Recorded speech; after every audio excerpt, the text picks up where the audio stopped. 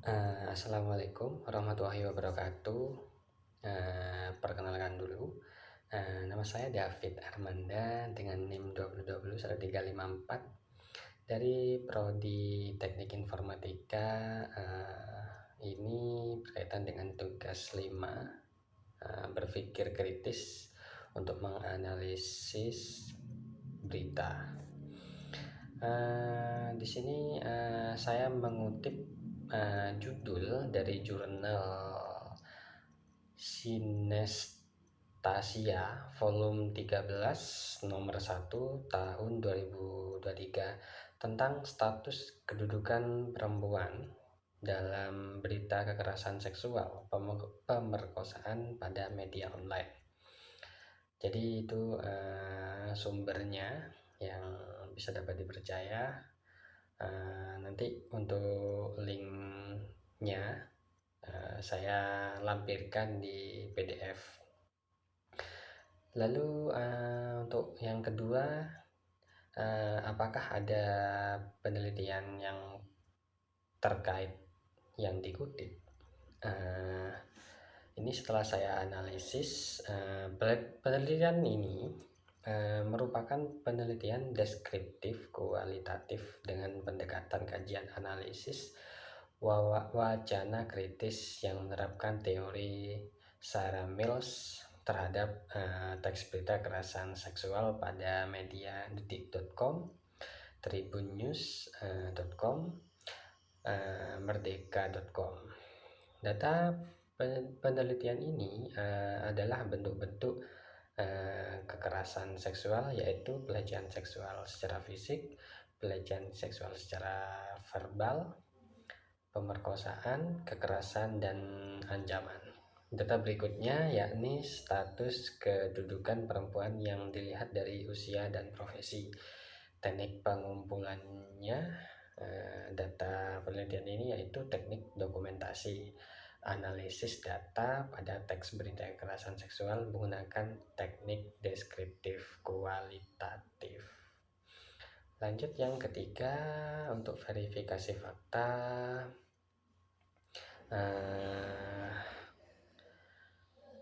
klaim apakah ada sumber atau bukti yang mendukung klaim bahwa status kedudukan perempuan dalam berita kekerasan seksual pemerkosaan pada media online. Di sini saya sedikit menjelaskan. Berdasarkan hasil penelitian, diperoleh kesimpulan bahwa bentuk-bentuk kekerasan dalam berita kekerasan seksual pada media online detiknews.com, tribunnews.com, dan merdeka.com sangat bervariatif.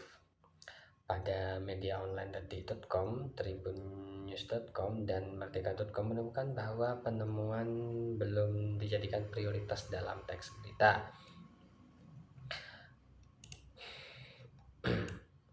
Media berita juga masih menyudutkan perempuan dengan memproduksi kata-kata mengarah pada pelabelan negatif pada perempuan.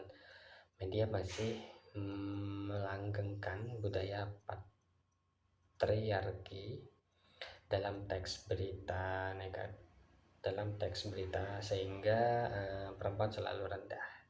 Hasil analisis status dan kedudukan perempuan dalam berita kekerasan seksual pada media online detik.com, Tribun News Timur, dan merdeka.com dapat memberikan kontribusi penting kepada penulis atau dalam hal ini media online dalam menampilkan berita kekerasan seksual dan juga bagi pembaca atau dalam hal ini publik agar bijak dan dapat memposisikan diri. Seperti itu. Lanjut yang nomor 4, apakah hasil penelitian ini sudah dipublikasikan dalam jurnal ilmiah? Jawabannya sudah. Setelah saya analisis, sudah dipublikasikan dengan link, nanti saya lampirkan di PDF ya, bisa dilihat. Dengan nama jurnalnya itu Sinestasia volume 13 nomor 1 2023 tentang status kedudukan perempuan dalam berita kekerasan seksual pemerkosaan pemerkosaan pada media online. Lanjut yang kelima, evaluasi sumber. Apakah sumber berita ini memiliki kepentingan atau bias tertentu terkait topik ini? Dari hasil analisis status dan kedudukan perempuan berita kekerasan seksual pada media online detik.com, Tribun News, dan Merdeka Online dapat memberikan kontribusi penting. Jadi memiliki kepentingan juga untuk penulis dalam hal ini. Media online dapat menampilkan berita kekerasan seksual dan juga bagi pembaca dalam hal ini publik agar bijak dan dapat memposisikan diri. Jadi untuk evaluasi sumbernya itu memiliki kepentingan agar tidak disalahgunakan seperti penyebaran yang hoax seperti itu. Lanjut yang keenam, apakah mereka memiliki kredibilitas dan reputasi yang baik dalam melaporkan berita yang akurat? Di sini setelah saya analisis, memiliki kredibilitas dengan baik. Artinya tidak menyebutkan nama dan alamat karena sangat merahasiakan seseorang. Dari jurnal yang saya analisis itu cuman mengutip seorang perempuan, usia dan profesi, jadi tidak menyebutkan nama dan alamat. Jadi untuk kredibilitasnya masih sangat rahasia. Lanjut untuk yang ketujuh, analisis data. Apakah berita ini memberikan data atau statistik yang mendukung klaim tentang jurnal ini? Jawabannya iya. Yang pertama adalah hasil dari yang saya analisis, hasil dari pembahasan dari jurnal ini adalah pelecehan seksual secara fisik, pelecehan seksual secara verbal, eksploitasi seksual, pemerkosaan, perbudakan seksual, penyiksaan seksual, dan yang terakhir status dan kedudukan perempuan dalam berita online. Seperti itu. Lanjut untuk yang ke-8, apakah metode penelitian yang digunakan dalam penelitian ini valid dan andal? Saya jawab, iya, ada.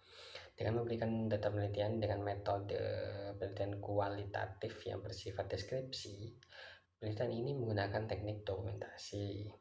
Data yang diperoleh kemudian dianalisis dengan teknik deskriptif kualitatif. Jadi dokumentasinya itu berupa video, lalu diceritakan dalam bentuk deskriptif kualitatif atau bentuk teks seperti itu. Lanjut yang ke-9, pertimbangan sudut pandang lain. Apakah ada pendapat atau pandangan yang berbeda tentang keterkaitan status kedudukan perempuan dalam berita kekerasan seksual pemerkosaan pada media online? Setelah saya analisis hasilnya, sudut pandang lain ada.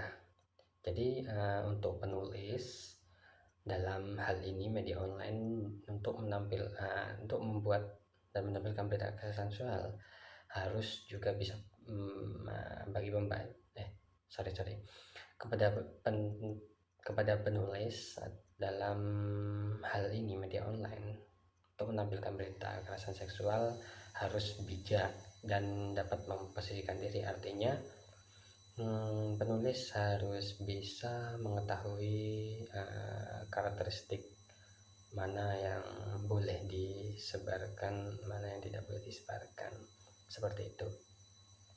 Lanjut yang ke-10, apakah ada penelitian lain yang menunjukkan hasil yang berbeda?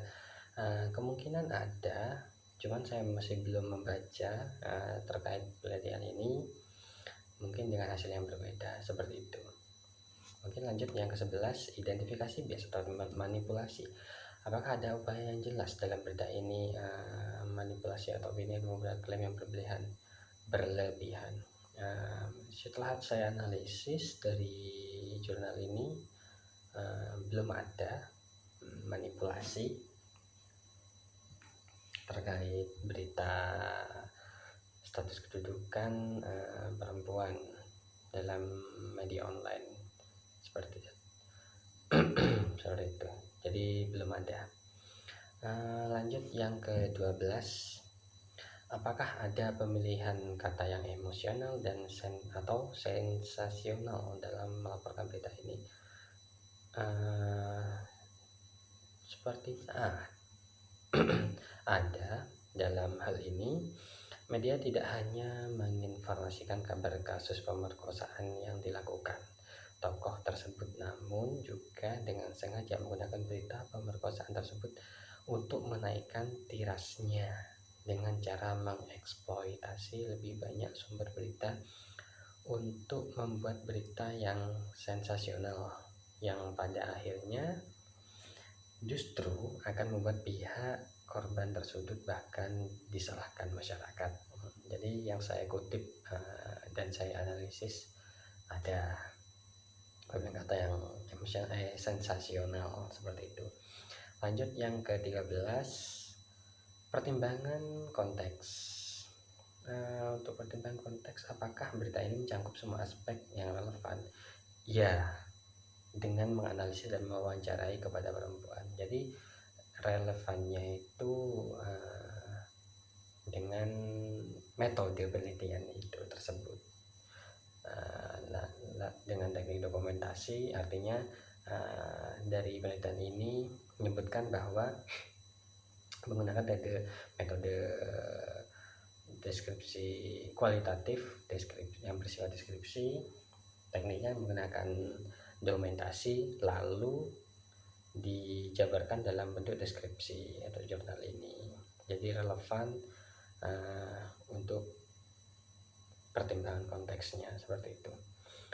Lalu yang terakhir, kesimpulan rasional. Berdasarkan analisis kritis terhadap berita ini, apakah klaim tentang status kedudukan perempuan dalam berita kekerasan seksual pemerkosaan pada media online,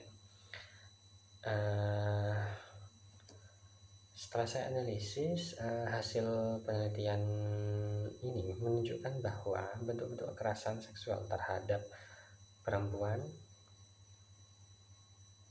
terdapat pada media online detiknews.com, tribunnews.com, dan merdeka.com. Pemaparan bentuk-bentuk kekerasan seksual terlihat pada data pelecehan seksual secara fisik, pelecehan seksual secara verbal, pemerkosaan, kekerasan, dan ancaman seksual. Ketika media dalam memaparkan bentuk-bentuk kekerasan sangat bervariasi yang disesuaikan dengan kasus-kasus peristiwa kekerasan seksual yang diberitakan oleh ketika media tersebut. Penulis berita detiknews.com, tribunnews.com, dan merdeka.com memposisikan perempuan dalam teks berita sebagai objek sehingga tidak dapat menghadirkan dirinya sendiri atau menceritakan peristiwa yang terjadi terhadap dirinya, sehingga yang disajikan media tidak diceritakan dari sisi perempuan itu sendiri, serta adanya kecenderungan penulis menempatkan dirinya dalam perspektif laki-laki, sehingga istilah-istilah atau kata yang digunakan dalam mendeskripsikan bentuk-bentuk kekerasan seksual dari perspektif laki-laki. Selain itu, berita kekerasan seksual pada media detiknews.com, tribunnews.com dengan menginformasikan status perempuan berupa umur atau usia dan kedudukannya sebagai pelajar. Sedangkan untuk media detiknews.com dan tribunnews.com tidak hanya menampilkan status perempuan dan tidak menampilkan kedudukan perempuan, sehingga pada narasi yang dimunculkan dari perspektif laki-laki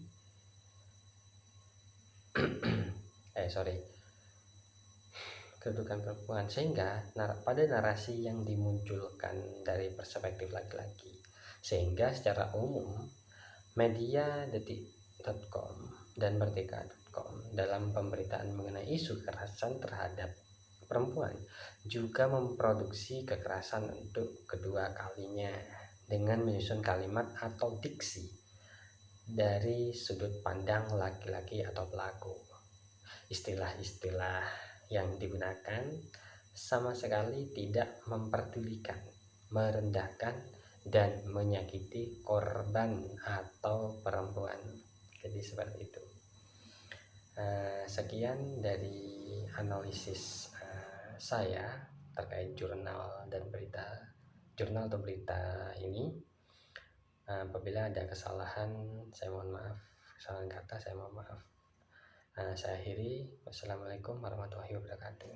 Bye bye.